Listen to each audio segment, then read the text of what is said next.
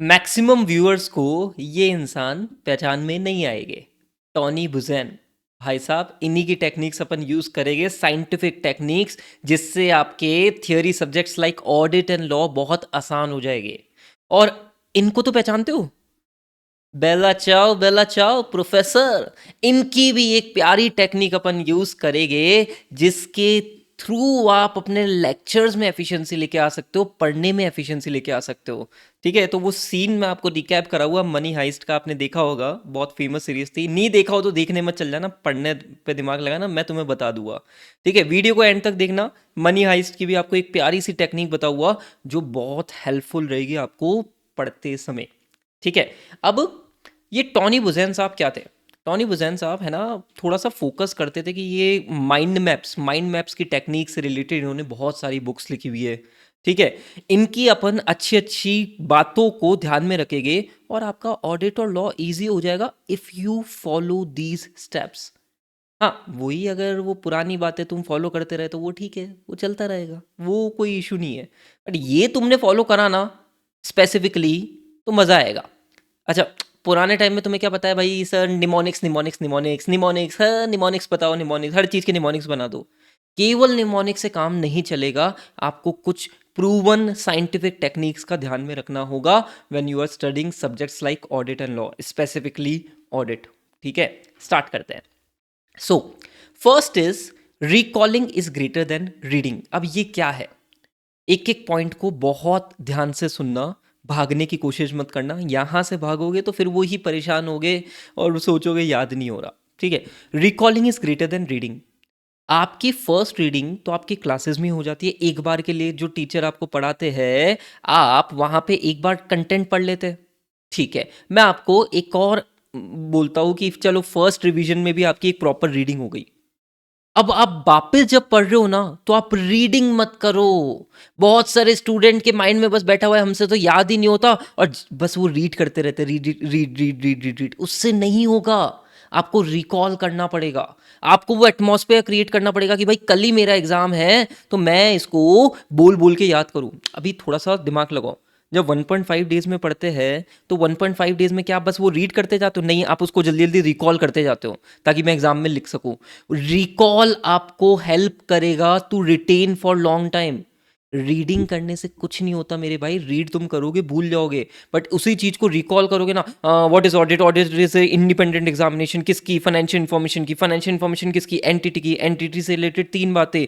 What is and auditor का objective क्या है? ओपिनियन देना। ये रिकॉल करने की टेक्निक है।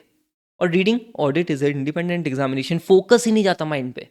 ठीक है, तो रिकॉलिंग पे फोकस करो। तुम्हारी रीडिंग हो गई भाई, एक बार रीडिंग हो गई, अब बार बार रीड करने से तुम्हारी कुछ एफिशिएंसी नहीं हो रही, वही कहानी हो रही है कि 15 दिन 20 दिन बाद जैसे ही खोल लो कुछ याद नहीं हो रहा। रिकॉल करो।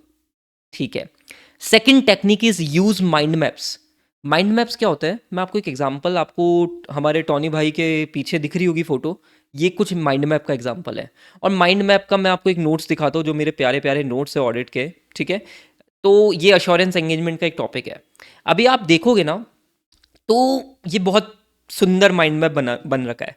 ऐसे माइंड मैप क्या आपके दिमाग में छप जाते हैं। अच्छा, अश्योरेंस एंगेजमेंट में वो 5 एलिमेंट्स उधर दे रखे थे, टाइप्स उधर दे रखे थे, टाइप्स में 3 चीज़ें थी। ये चीज़ें क्या फोटोजेनिक इमेज होती है, अपनी फोटोजेनिक मेमोरी होती है अपनी, अपन को छप जाती है। तो व्हाट यू कैन डू, जब आप पढ़ रहे हो ना, तो एक शॉर्ट में एक छोटा माइंड मैप बना दिया। अच्छा, ये टॉपिक था, ये टॉपिक था, ये टॉपिक था, पूरा डिटेल में नहीं, आपके पास में इतना टाइम नहीं है, बट आप एक शॉर्ट में अपना एक माइंड मैप बना सकते हो। वो एक इम्पैक्ट बहुत ज़्यादा होता है। ठीक है, अच्छा, ये प्यारे माइंड मैप आपको चाहिए ना, ऐसे नोट्स आपको चाहिए, तो भाई चैनल को सब्सक्राइब कर लेना, टेलीग्राम चैनल ज्वाइन कर लेना, आपके लिए बढ़िया सरप्राइज आने वाला है। ठीक है sir. Then teach what you learn. है सर, हम तो स्टूडेंट है, हम थोड़ी ना टीचर है। अरे मेरे भाई, तुम खुद को तो पढ़ा सकते हो। सपोज कर तूने कुछ पढ़ा, अभी वो पढ़ने के बाद में किसी को पढ़ा दिया ना, या तो किसी दूसरे पर्सन को या खुद को ही, तो ऐसा बोला जाता है कि आपकी एफिशिएंसी 90% बढ़ जाती है कुछ किसी चीज को याद करने की। क्योंकि आपने किसी को पढ़ा दिया ना, तो वो घुस जाता है दिमाग में। Teach what you learn. ठीक है भाई, ये सबसे जोरदार मेथड है। खुद को खुद को एक बार बता, खुद को एक बार समझा वो चीज। ठीक है, उससे क्या होगा? थोड़े क्वेश्चंस भी आ जाते हैं, ठीक है, कॉन्सेप्चुअली क्वेश्चंस भी दिमाग में आने लग जाते हैं, यार इसका क्या होगा, ठीक है। Then link concept with stories. अभी ये क्यों, बॉलीवुड की कोई सी भी मूवी तुमने 10-10 साल पुरानी भी देखी हो ना, उसकी स्टोरी तुम्हें ध्यान में रहती है, ठीक है। बट ये चीज़ तुम्हें ध्यान में नहीं रहता, क्यों, क्योंकि तुम बस पढ़ते जाते हो, कुछ स्टोरी बना लो।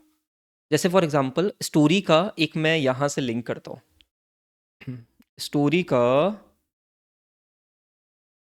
विजुअलाइजेशन से मैं लिंक करता हूँ। जैसे फॉर एग्जांपल सपोज कर ऑडिटर और टीसीडब्ल्यूजी के बारे में के बीच में कुछ डिस्कशन हो रहा है रिलेटिंग टू सब्सिक्वेंट इवेंट ऐसे 560 सब्सिक्वेंट इवेंट, दो केस तीन केसेस होते हैं, तो लेट्स से सेकंड और थर्ड केस अगर तुम लिंक कर पा रहे हो तो वहाँ पे कुछ पॉइंट्स आएंगे कि you need to discuss with the management, determine whether financial statement need amendment, enquire from management what they are willing to do, whether they are willing to amend or whether they are not willing to amend। ये एक example दिया मैंने तुम्हें। अब इसको connect कैसे करना है, विजुलाइज करो। अरे तुम मैनेजमेंट के ऑफिस में गए, मैनेजमेंट से पूछा, अरे क्या क्या भाई साहब, मैनेजमेंट से तुमने डिस्कस करा, मन ही मन में तुमने डिटरमाइन कर लिया कि फाइनेंशियल स्टेटमेंट में अमेंडमेंट करने की जरूरत है, और फिर मैनेजमेंट से हाथों हाथ इंक्वायरी करी। अरे क्या भाई, क्या करेगा तू, अमेंडमेंट करने की इच्छा है या नहीं इच्छा है।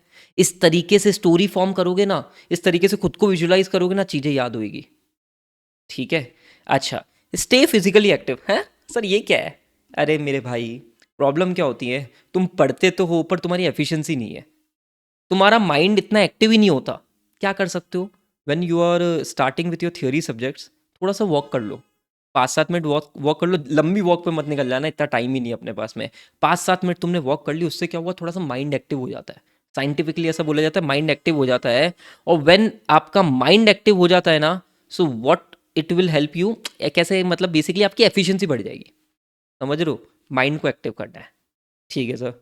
Then take strategic breaks. अब ये हमारे प्रोफेसर साहब की चीज़ें बताता हूँ।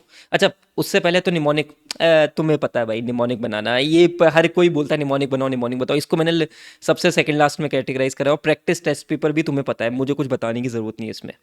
एक सबसे इंपॉर्टेंट टेक्निक है जो तुम अगर जैसे रिकॉर्डेड लेक्चर्स देखते हो तो उसमें भी अप्लाई कर सकते हो, या जब तुम खुद से पढ़ते हो तो अप्लाई कर सकते हो। क्या है, एक स्टोरी बताता हूँ हमारे प्रोफेसर साहब की।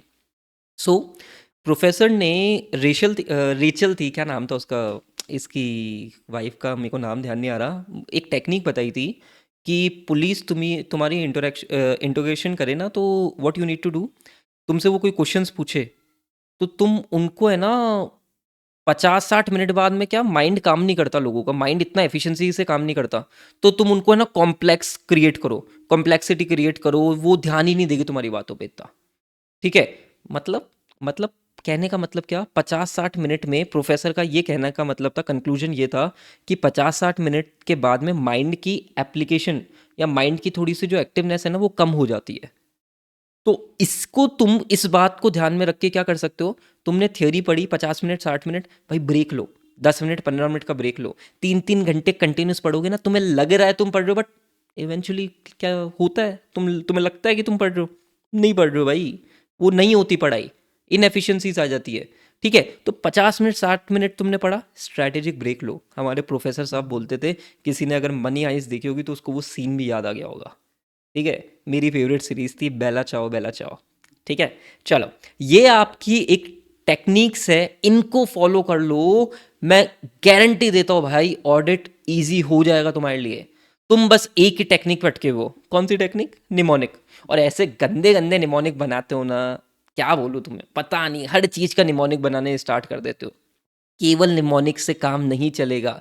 अगर निमोनिक से इतना ही काम चल जाता, हर टॉपिक पे बस एक छोटा निमोनिक बना दिया, तो वह हो गया फिर तो काम, फिर सारे बच्चे पास हो जाते। क्यों नहीं हो रहे हो, क्यों नहीं नंबर आ रहे, क्योंकि तुम साइंटिफिक टेक्निक्स को तो इग्नोर कर देते हो, ठीक है। निमोनिक्स हेल्प करते हैं, बट उसके अलावा बाकी चीज़ें भी आपको देखनी है। हर चीज़ के निमोनिक बनाने बैठ गए ना, फिर तो हो गया, फिर एग्जाम में यही ध्यान नहीं आता, अरे वो किसका निमोनिक था यार, वो निमोनिक तो ध्यान आ गया पर वो अलग अलग आंसर्स में लिख दोगे, ठीक है। तो भाई वीडियो पसंद आया, कुछ चीज़ें लर्न करिए तो लाइक करके बिल्कुल जाना, अपने दोस्तों के साथ में भी शेयर करना, एंड चैनल को सब्सक्राइब कर लेना, सो डैट आपको informative videos relating to audit, conceptual videos relating to audit मिलते जाए। Thank you.